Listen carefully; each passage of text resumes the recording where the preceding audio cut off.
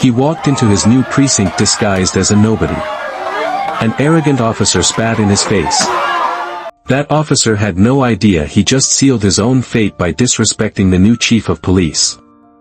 On a humid Tuesday morning in August, Marcus Thorne stepped out of an unremarkable sedan and into the center of Blue Ridge, a small town nestled in the hills of North Carolina.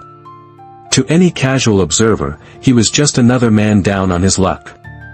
He wore a faded charity marathon hoodie, worn-out cargo pants, and a battered baseball cap pulled low over his eyes, almost touching the bridge of his nose. He looked like someone who might be seeking a hot meal or a place to get out of the oppressive summer heat. This was exactly the illusion he intended to create. Marcus was no drifter. He was a legend whispered about in the precincts of Chicago and Detroit, a brilliant detective who had risen through the ranks, known for one thing above all else, cleaning house. He was the man they sent in when a department was rotting from the inside out. And the Blue Ridge Police Department, according to the state's confidential reports, was gangrenous. Rumors of corruption, excessive force, and a deeply ingrained culture of prejudice had finally reached the governor's desk. Marcus Thorne was the state's answer, their ghost sent to exorcise the demons. As he approached the station, a two-story brick building that looked more like a fortress than a community hub, he could feel the weight of his mission. He wasn't just the new chief of police, he was an undercover surgeon, and his first task was to diagnose the sickness without the patient knowing they were being examined. The air inside the precinct was stale, thick with the smell of burnt coffee and the sharp, chemical tang of cheap disinfectant. The fluorescent lights hummed with an irritating buzz, casting a sterile, unflattering light on the scuffed linoleum floors and walls adorned with yellowing, outdated notices. It was a place that felt stagnant, closed off, and unwelcoming. He saw them before they saw him. A small clique of officers, clustered near the dispatch desk. They were laughing, a harsh, cynical sound that held no real joy. At their center was a man who carried himself with the unearned swagger of a schoolyard bully. His uniform was crisp, but his posture was lazy, contemptuous. His name tag read, Miller. This was Officer Cade Miller, and he was holding court, his eyes scanning every person who entered with a predatory, judgmental gaze. He was the alpha of this small, toxic pack. Marcus kept his head down and shuffled forward, making his way toward the public seating area. He observed the interactions, the dismissive way a desk sergeant spoke to an elderly woman reporting a stolen purse, the casual, derogatory jokes shared between two patrolmen. This wasn't just a case of a few bad apples. The whole barrel was spoiled. The culture of disrespect was the air they breathed. He sat on a hard plastic chair, pulling his cap down further, becoming just another piece of forgotten furniture in a place that had forgotten its purpose. Marcus had been sitting for no more than 5 minutes when Officer Miller and his two cronies detached themselves from the desk and ambled over. The air of manufactured bonhomie they shared evaporated, replaced by a cold, confrontational energy directed squarely at him. Well, what do we have here?"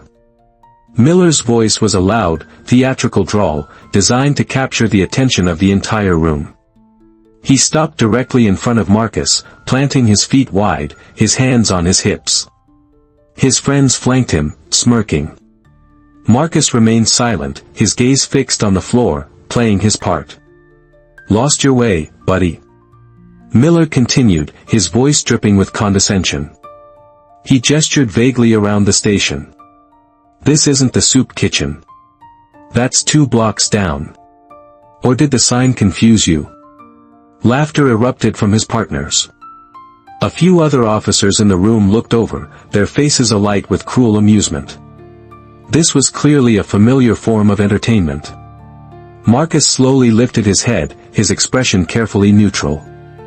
"I'm just waiting," he said, his voice quiet, almost a mumble. "Waiting?" Miller scoffed, leaning in closer. "Waiting for what? A handout? We don't do handouts here. We serve and protect. We don't serve, you're kind." He let the slur hang in the air, a deliberate, poisoned dart. The moment stretched, thick with malice. Marcus knew this was a test. It was the defining moment of his entire undercover operation. He could feel the pulse in his temple, a steady, angry drumbeat. But on the outside, he was a statue of calm. He made a slow, deliberate move to stand up, as if to leave. This, apparently, was not what Miller wanted. The officer's fun was not yet over. He put a hand on Marcus's chest, shoving him back down into the chair. The plastic creaked in protest. "I'm not done talking to you," Miller snarled, his face now inches from Marcus's. "When I tell you to leave, you leave. You understand me?" And then, with a final, disgusting act of dominance, Officer Cade Miller gathered saliva in his mouth and spat. It was a slow-motion horror. The glob of spittle arced through the air and landed squarely on Marcus Thorne's cheek. It was warm, viscous, and profoundly violating. It trickled down his skin, a trail of pure, unadulterated contempt. The room exploded in laughter. It wasn't just chuckles anymore, it was loud, unrestrained, gut-wrenching laughter. One of Miller's partners slapped his thigh, doubling over. In the midst of this maelstrom of humiliation, Marcus Thorne did not move. He did not flinch. He did not wipe his face. He simply lifted his eyes and met Officer Miller's gaze. His look was not one of anger or fear. It was something far more terrifying. It was a look of absolute, chilling calm. A look of profound, unshakable control. Slowly, methodically, he reached into his pocket and pulled out a clean, folded handkerchief. With a steady hand, he wiped the spittle from his cheek, folded the cloth neatly, and placed it back in his pocket. He then rose to his feet, his movements fluid and unhurried. He held Miller's gaze for 1 second longer, a silent promise hanging in the air, before turning and walking away, leaving the sound of mocking laughter in his wake. As Marcus walked down the corridor toward the administrative wing, the station's intercom crackled to life. "All personnel, report to the main briefing room for a mandatory assembly. All personnel, briefing room, now." The voice belonged to Captain Harris, a man Marcus had spoken to only once over a secure line. It was time. The briefing room filled with the same casual arrogance that permeated the rest of the station. Officers sauntered in, grabbing coffee, laughing about the entertainment they had just witnessed. Officer Miller was in his element, leaning against the back wall, regaling his friends with an exaggerated version of the encounter, his chest puffed out with pride. He was the king of his squalid little castle. The room gradually quieted as Captain Harris, a heavy-set man with a weary face and a graying mustache, stepped up to the podium. He shuffled some papers, his eyes scanning the crowd of faces before him. "All right, settle down," Harris began, his voice gravelly. "We have an important, department-wide announcement to make this morning. As you know, with Chief Caldwell's retirement, there's been a lot of speculation. The state has concluded its search, and our new leadership is here to address you today." A murmur of anticipation went through the room. Miller folded his arms, a smug look on his face, utterly unconcerned. This was just another boring meeting to him. "He comes to us with a decorated, 20-year career in some of the country's toughest districts," Harris continued, building the introduction. "He has a reputation for integrity, for results, and for demanding the absolute best from his officers. It is my honor to introduce." At that moment, a side door at the back of the room opened. Every head turned. Marcus Thorne stepped through the doorway and began walking slowly, deliberately, down the central aisle toward the podium. A wave of confusion rippled through the room. Officers exchanged puzzled glances. Was this a joke? Was this the janitor? Marcus didn't look at any of them. His eyes were fixed on the podium. He walked with a purpose and a power that was utterly at odds with the disheveled man from the lobby. The hoodie and cargo pants now seemed less like the clothes of a vagrant and more like a costume. At the back of the room, Miller's smug expression faltered. His eyes narrowed, a flicker of unease dawning on his face. He watched the man he had just assaulted walk past his own captain, past the rows of his colleagues, and ascend the 2 steps to the stage. The room was now dead silent. The only sound was the soft footfalls of Marcus's worn sneakers on the linoleum. He reached the podium. He didn't speak. First, he reached up and slowly removed the battered baseball cap, revealing a full head of close-cropped hair and a strong, intelligent face. Then, he unzipped the faded hoodie and shrugged it off, dropping it to the floor beside him. Underneath, he wore a crisp, dark blue button-down shirt that stretched across a powerful chest and broad shoulders. He was no longer a drifter. He was a commander. He placed his hands on the podium and leaned forward slightly, his gaze sweeping across the sea of stunned, disbelieving faces. His eyes finally landed on Officer Cade Miller.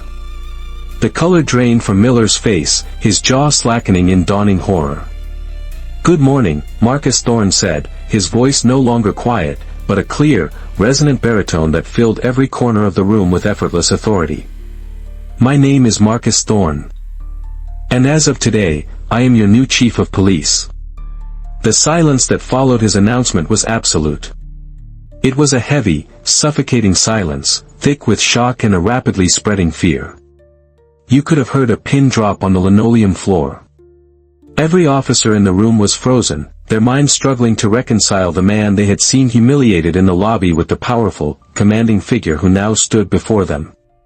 Officer Cade Miller looked like he had seen a ghost. His face, once flushed with arrogant pride, was now a ghastly shade of pale.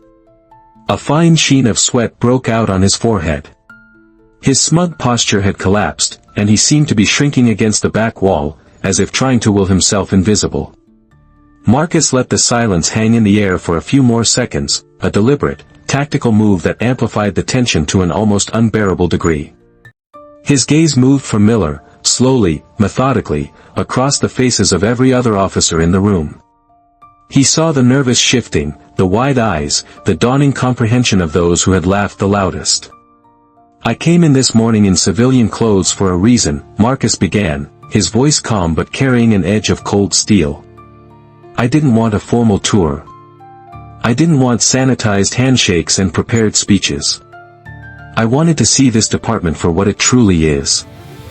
I wanted to see how you behave when you think no one of consequence is watching." He paused, letting the weight of his words sink in. And what I saw was revealing. A nervous cough broke the silence from somewhere in the crowd. "I saw a culture," Marcus continued, his voice rising slightly, gaining strength. "A culture where disrespect is not just tolerated, but celebrated as entertainment.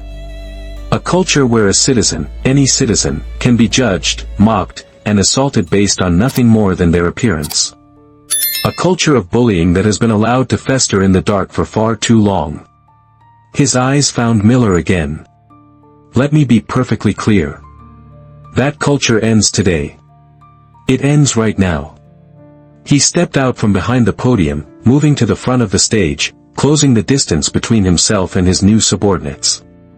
He was no longer just speaking to them, he was confronting them. "The badge you wear is not a shield for your prejudices. It is a symbol of public trust. A trust that, from what I have seen, has been broken, repeatedly and without remorse. When you humiliate a member of the public, you are not just humiliating that one person. You are degrading the very oath you swore to uphold. You are telling the entire community that you are not here to protect them, but to rule over them." He walked slowly along the edge of the stage, his presence commanding, his intensity palpable. No one dared to meet his gaze. He stopped and turned his body to face Miller directly. "Officer Miller," he said, his voice dropping to a lower, more personal, and far more dangerous tone. Miller flinched as if he'd been physically struck. "Chief. I didn't know," he stammered, his voice a pathetic, cracking whisper. "That," Marcus cut him off, his voice sharp as a razor, "is the entire problem. You didn't know. And you didn't care to know. You saw a man you deemed insignificant, a man you thought didn't matter, and you felt entitled to treat him like garbage. That assumption, officer, that poison, is why this department is failing." Marcus walked off the stage and down the aisle, straight toward the back wall where Miller was standing. The other officers parted before him like the Red Sea. He stopped just a few feet from the terrified officer. "You spat in my face, Miller," Marcus said, his voice quiet but echoing in the silent room. "But do you understand what you really did? You spat on this badge. You spat on every good officer who does this job with honor. You spat on the community we are sworn to serve." He leaned in, his voice dropping even lower. "You now stand before me as the living embodiment of everything I was sent here to eradicate. And I want you, and everyone else in this room, to watch very, very closely as I begin my work." With his final, chilling words still hanging in the air, Marcus Thorne turned away from the petrified Officer Miller and addressed the entire room once more. His voice regained its commanding volume. "Effective immediately, Officer Cade Miller is suspended without pay, pending a full internal affairs investigation which I will personally oversee." A collective gasp swept through the room. This was faster, more decisive than anyone could have imagined. Suspensions usually took weeks of union negotiations and paperwork. This was a public execution. "And let me be clear," Marcus continued, his voice cutting through the whispers, "this is not a formality. Captain Harris," he said, turning his gaze to the front of the room, "I want Officer Miller's entire service jacket on my desk within the hour. Every commendation, every complaint, every use of force report. We are going to dissect his career piece by piece. In this department, there are no more secrets. There is no more sweeping misconduct under the rug." Miller's face, which had been pale with fear, now turned a deep, blotchy crimson with rage and humiliation. He opened his mouth to protest, perhaps to invoke his union rights, but a single, sharp look from Marcus silenced him instantly. Two larger, stone-faced officers, who had clearly been briefed by Captain Harris beforehand, moved to flank Miller, their message clear: there would be no scene. He was to be escorted from the building. As Miller was led away, a pariah in the department he once ruled, the other officers who had been part of his clique avoided his gaze, suddenly fascinated by their own shoes. The power structure of the precinct had been decapitated in less than 10 minutes. The silence that remained was heavy with reflection and, for some, a dawning sense of dread. The meeting was dismissed. Officers filed out of the briefing room not with their usual boisterous chatter, but in a somber, silent procession. They walked with a new awareness, their eyes darting nervously toward their new chief, who stood unmoving at the front of the room, a silent, watchful sentinel. Later that day, there was a soft knock on Marcus's new office door. A young, Latina officer named Reyes stood hesitantly in the doorway. She had been one of the officers in the lobby, not laughing, but not intervening either. "Chief," she began, her voice barely audible. I wanted to apologize. For this morning. I didn't laugh, but I didn't do anything either. I was afraid to." Marcus looked up from the mountain of paperwork on his desk and gestured for her to come in. "Fear is a powerful motivator, Officer Reyes," he said, his tone softening slightly.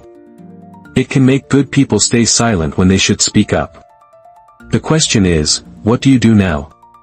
"I want to be better, sir," she said, her voice gaining a sliver of confidence. "I want to be part of the solution, not the problem." "That's all I ask," Marcus replied, giving her a slight, approving nod. "It starts with one person deciding to do the right thing. Don't forget that." The interaction was a small crack of light in a dark place. But Marcus was no fool. He knew the resistance would be fierce.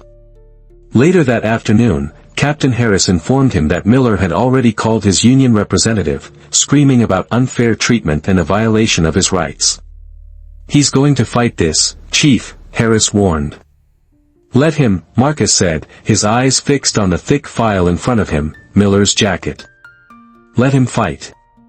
I've already found 3 prior complaints against him for verbal abuse that were dismissed with a simple warning.